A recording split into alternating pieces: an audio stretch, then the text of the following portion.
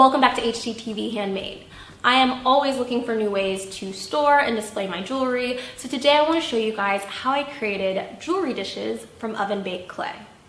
For this project, you will need oven-baked clay, a rolling pin, an oven-safe bowl, a small circular object like the top of a mason jar or a candle, a stencil, a toothpick, and sandpaper.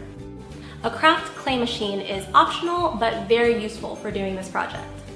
It's possible to just use the rolling pin to create a thin layer of clay, but I like to take the clay and run it through the machine so that I'm absolutely sure that it's even and completely free of bubbles. You can adjust the settings on the machine, and as you can see here, this opening is getting wider because I'm choosing a larger setting.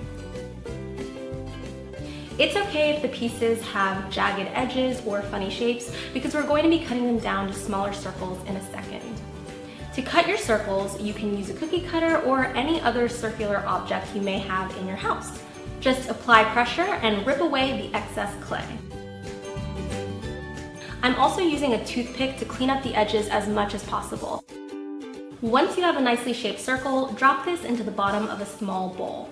Try to center it as much as possible. There's nothing wrong with a plain jewelry dish, but I also want to show you another option. You can take a stencil and use your rolling pin to push the design into the clay before you cut your circle out.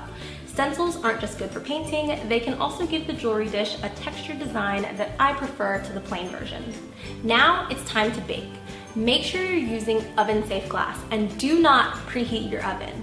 The trick is that you want the glass to heat up slowly with the oven, because if you transfer the glass from just being room temperature to really hot, that transfer between one extreme to the other is what can cause glass to crack. So don't preheat your oven, put everything into a cold oven and let it warm up slowly. Let the oven warm up to 275 and bake for about 15 minutes depending on the instructions of whatever brand of clay you're using. Let these cool off, and then all you have to do is pop them right out. They don't stick to the glass, so they're very easy to remove. The final step is to sand the edges of the jewelry dish. Oftentimes the edges will be a little bit uneven depending on what you cut the clay with. So I like to go back with sandpaper and just file these edges down until they're completely smooth. And if you don't have sandpaper on hand, you can definitely use a nail file. And that's all there is to it. I hope you guys enjoyed this project. Let me know what you thought about it in a comment down below, and don't forget to like, subscribe, and as always, come back next Friday because I'll have a new video for you then. Bye guys!